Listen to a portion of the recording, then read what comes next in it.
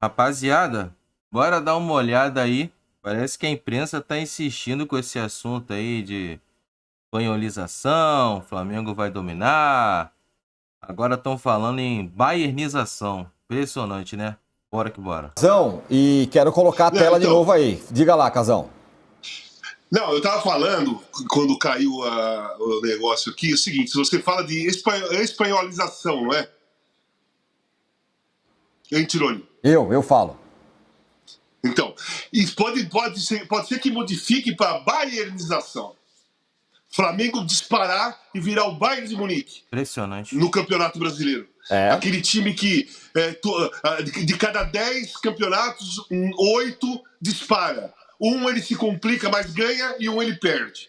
Né? Pelo desenho que está se fazendo. É claro que o Palmeiras tem potencial financeiro, o Palmeiras é o Palmeiras, desde quando o Abel chegou, disputa título e vai continuar disputando. Só que eu estou vendo o Flamengo montando elenco muito superior em quantidade e qualidade do que os outros times, cara. O elenco do Flamengo é absurdo, cara. O time está jogando com Luiz Araújo, por exemplo, Plata, Bruno Henrique e Samuel Lino. Aí no segundo tempo, o Felipe Luiz põe Luiz Araújo, Pedro e Everton Cebolinha. Luiz Araújo, Pedro e Everton Cebolinha, que alguns jogos entram depois, seriam titulares em qualquer equipe do Campeonato Brasileiro. Então, o Felipe Luiz, só no ataque, ele tem dois ataques, que ele pode, 6 jogadores que ele pode colocar do jeito que ele quiser, pode misturar os trios, né?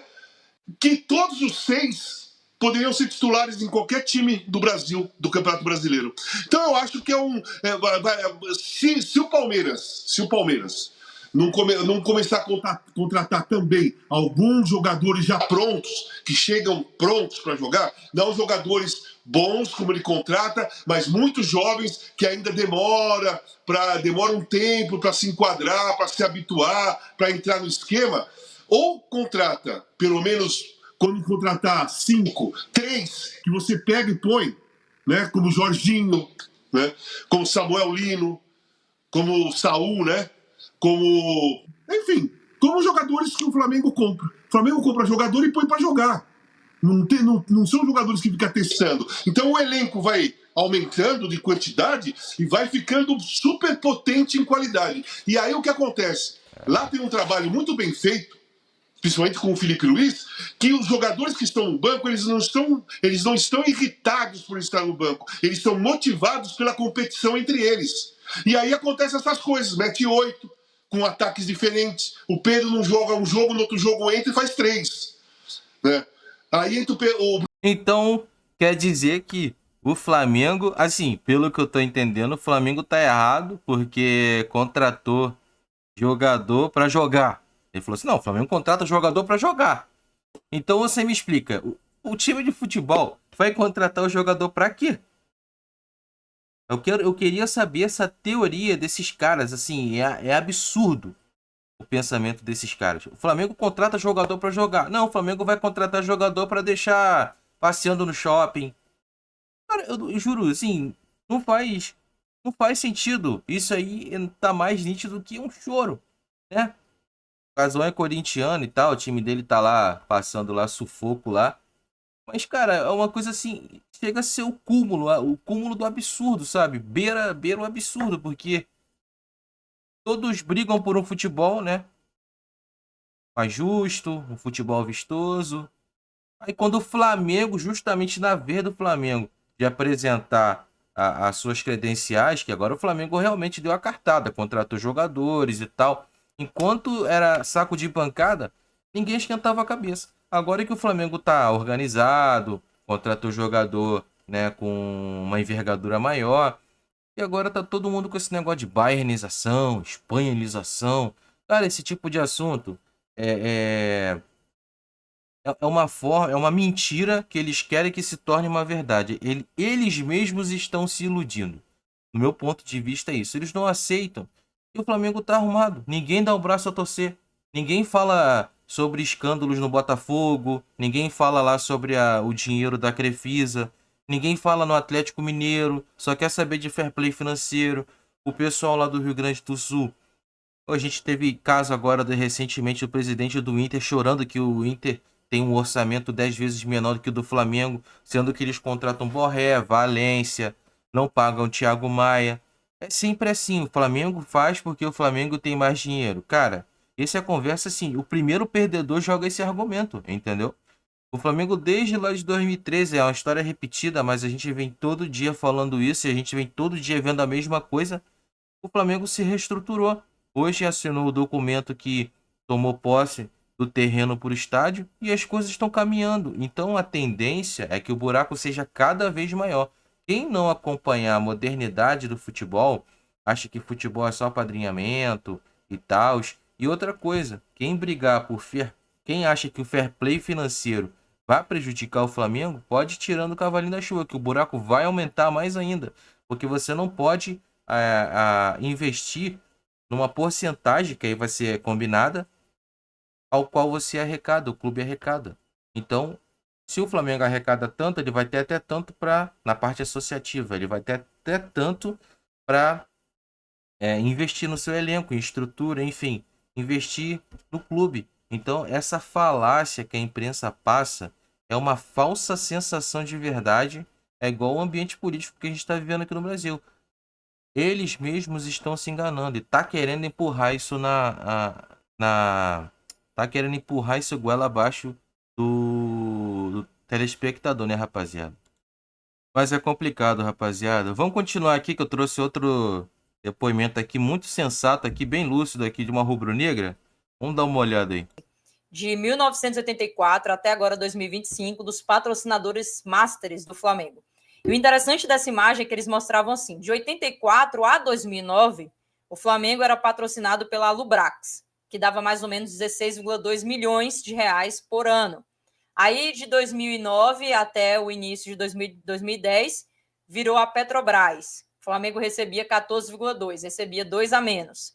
Depois da Petrobras, no ano onde o Flamengo levou o Brasileiro e tudo mais, com Adriano Imperador, né, ali na artilharia e tudo mais, veio a Batavo. Batavo, então, com 22 milhões. Da Batavo, no ano de 2011, veio a Gillette, 6,6 milhões. E ali foi um período muito complicado que o Flamengo passou, não só no esporte, no departamento, mas também financeiramente, né? E aí, nesse período de 2011, o Flamengo ganhava quase nada. Em 2012, o Flamengo passou um período sem patrocínio nenhum. A camisa até era muito lisa. Foi o período do Ronaldinho, que veio aqui e tudo mais. Das loucuras que o Flamengo fez, sem patrocínio, com muitos acordos pontuais. O Flamengo não tinha dinheiro e vivia nessas loucuras que muitos clubes aqui brasileiros, como o Bigode e o próprio Rafa já citou, vivem e enfrentam aí, achando que é natural e querendo atrapalhar quem se reorganizou. Em 2013... o Flamengo, então, virou a chave. Nessa virada de chave, veio a Peugeot, com 10 milhões. Ficou ali no período de janeiro até abril, maio de 2013. Depois da Peugeot, a Caixa chegou forte. E a Caixa já botou 25 milhões na mesa. E ficou de 2013 até 2018, só sendo a Caixa Econômica Federal. Em 2019, quando foi o ano aí vitorioso, com Jorge Jesus e companhia, veio o banco, que é aquele BS2, né? Que ficou bem conhecido e tudo mais. E o Flamengo ganhava 15, então o Flamengo ganhava 25, passou esse período sem levar título nenhum, negociando um monte de jogador, saindo jogadores caros, e aí ganhou um patrocínio menor. Nesse ano de 2019 e 2020, o Flamengo cresceu, a marca foi aumentando, veio o BRB. BRB começou a pagar 35 mil por ano, 35 milhões por ano. Do BRB veio o PixBet, a PixBet 105 milhões, e a gente já estava, poxa, que valor surreal, maior do que todos os clubes brasileiros, uma casa de aposta que finalmente soube valorizar o manto. E aí chega a Betano, quebrando a porta, quebrando a banca, literalmente, para 268,5 milhões. Hoje, só o meião, como o Rafa falou, vale absurdo. 13. Só o meião. Flamengo já ganhou menos do que isso com o patrocinador master. Em anos que o time teve de momentos difíceis.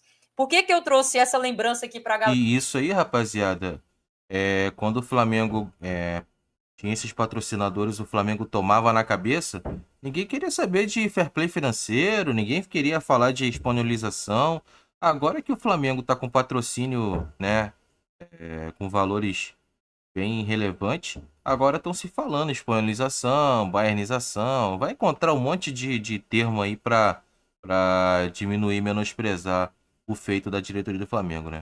Tá? Essa palavra espanholização, alemanhização, não sei o quê, enfim, tudo que está sendo aí repercutido na mídia, ela é uma mentira contada, e uma mentira contada de forma repetida para tentar se tornar verdade, de maneira conveniente, utilizada pelos rivais para extorquirem o máximo da instituição Flamengo.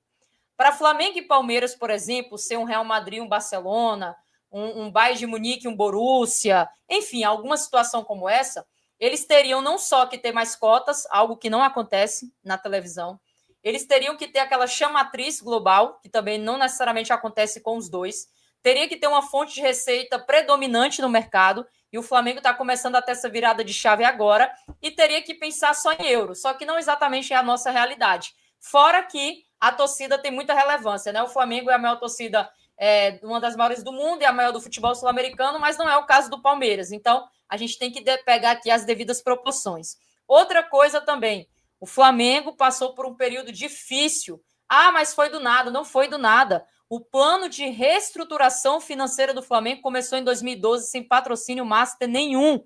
Ali o Bandeira simplesmente fez o que nenhum time hoje tem coragem. Nenhum time tem peito para fazer isso. Por quê? Porque a pessoa precisa devolver jogadores caros, que você acaba contratando por grifes, por valores estratosféricos que você não tem condição de arcar. Quando eu vi o Corinthians ganhando o título do Campeonato Paulista e o repórter de campo falando o quanto de porcentagem em premiação o Depay ganhava disso, por levantar uma taça, eu falei, então o dinheiro todo da taça está indo só para um jogador.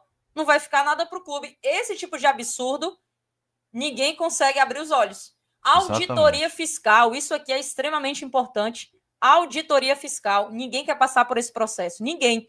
E aí o que o Flamengo está se tornando hoje é um resultado de 13 anos de trabalho. 13, que ninguém quer passar. Então é muito fácil vir com esse tipo de... rapaziada, eu não vou estender muito, mas assim, o comentário dela é absurdo. Absurdo. É muito lúcida, né, a Letícia, lá do canal Visão Rubro-Negra. A menina manda bem pra caramba. Mas é isso aí, rapaziada. Espero que vocês tenham curtido o vídeo. Comenta aí o que vocês acham. Esse assunto aí vai dar muito o que falar. Se vocês discordam também, você tem todo o direito de comentar aí. Beleza? E se inscreva no canal aí pra não perder nada, fechou? E é isso aí, tamo junto. Até o próximo vídeo, é nóis. Valeu.